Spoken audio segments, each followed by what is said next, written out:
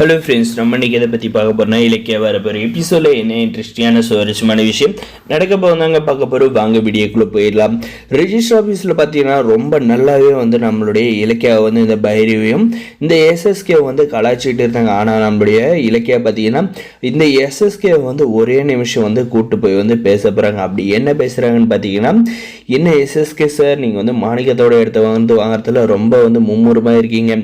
ஆனால் உங்களுக்கு ஒரு உண்மையை சொல்லவா, இந்த ரேவதி உங்களுடைய முன்னாள் காதலி என்னுடைய கண்ட்ரோலில் தான் இருக்காங்க. அவங்க இந்த ஊரில் தான் இருக்காங்க, பத்திரமா பாதுகாத்துட்டு இருக்கேன் அப்படின்ற மாதிரி சொல்கிறாங்க.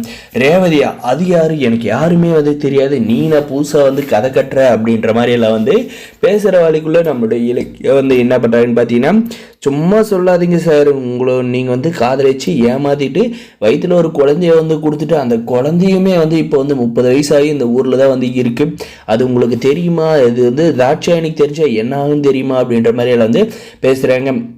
நீ என்ன பேசுகிற இலக்கியா, நீ தெரிஞ்சுதான் பேசுகிறியா அப்படின்னு எல்லாம் எனக்கு தெரியும். நீங்களும் உங்களுடைய முன்னாள் காதலியை காதல் பருவத்தில் ஜோடியாக சுற்றிருக்கீங்க. அப்போ எடுத்த ஃபோட்டோவை பார்க்குறீங்களா அப்படின்ட்டு அந்த ஃபோட்டோவை எடுத்து காட்டுறாங்க. அதை பார்த்ததுமே பார்த்தீங்கன்னா எஸ்எஸ்கேக்கு இலக்கியாவுக்கு எல்லா உண்மையை தெரிய வந்துச்சு. இனிமேல் இவளை ஏமாற்ற முடியாது அப்படின்றத புரிஞ்சுக்கிறாங்க. சரி இலக்கியா, அந்த ரேவதி மட்டும் எங்கே இருக்கான்னு மட்டும் சொல்லு, அவளை நான் சும்மா விட மாட்டேன், அவளால் என் வாழ்க்கைக்கே ஆபத்து இருக்குது அப்படின்ற மாதிரி சொல்கிறாங்க. அது எப்படி சார் நான் சொல்லுவேன், உங்களுடைய எதிரி என்னுடைய நண்பன் இல்லையா, அதனால் வாய்ப்பே இல்லை அப்படின்ற மாதிரி பார்த்தீங்கன்னா சொல்லிடுறாங்க. இப்போ நான் உங்களுக்கு கொடுக்குறது ரெண்டே ஆப்ஷன் தான்.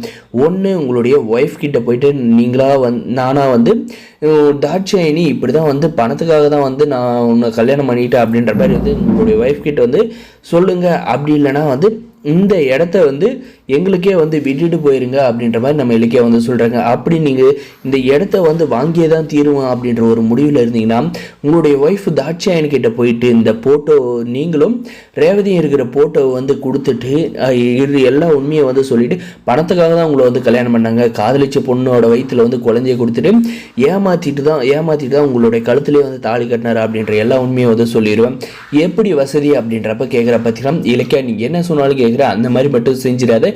அப்படி செஞ்சுட்டேன்னா என்னுடைய வாழ்க்கையை நடுத்தெருவில் இருக்கும், கோடீஸ்வர வாழ்க்கையை நான் நினைச்சு கூட பார்க்க முடியாது. உனக்கு என்ன அந்த பைரிய கூட சேர்ந்துக்கிட்டு மாணிக்கத்தோட இடத்த வாங்க தானே கூடாது. அதை நான் கண்டிப்பாக செய்கிறேன். இப்பயே இந்த ரிஜிஸ்டர் ஆஃபீஸை விட்டு நான் கிளம்பி போயிடுறேன்.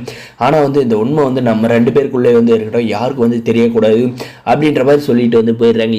இதுக்கு மேலே தாங்க இந்த எஸ்எஸ்கேக்கு நம்முடைய இலக்கிய பாடமே கற்று தர போங்கிறாங்க. ஒரு பக்கம் பார்த்தீங்கன்னா எஸ்எஸ்கே வருவான் அப்படின்றதுக்காக பார்த்தீங்கன்னா ரொம்பவுமே ரிஜிஸ்டர் ஆஃபீஸருக்கு உள்ளே வெயிட் பண்ணிட்டு இருக்காங்க. ஆனால் நம்முடைய இலக்கியா போயிட்டு எஸ்எஸ்கே வரமாட்டார். அவர் அப்பயே கிளம்பி போயிட்டாரு. மேடம், நீங்கள் எதுக்காக ரிஜிஸ்டர் ஆஃபீஸில் இருக்கீங்க? சாட்சி கையெழுத்துக்கு குறையுதுன்னு சொன்னார். எங்களுக்கும் சாட்சி கையெழுத்துக்கு ஒரு ஆள் குறையுது, அதுக்கு சைன் போடுறீங்களா அப்படின்ற மாதிரி கேட்க போகிறாங்க. என்ன ஆச்சு, இந்த எஸ்எஸ்கே விட்டுட்டு போயிட்டு இருக்கானே சொல்லக்கூடாது அப்படின்ற மாதிரி யோசிச்சுட்டு கோவத்திலே அந்த எஸ்எஸ்கேவுக்கு கால் பண்ணி முயற்சி பண்ணி பார்க்குறாங்க. நாட் ரீச்சபிள் அப்படின்ற மாதிரியே வருதுங்க.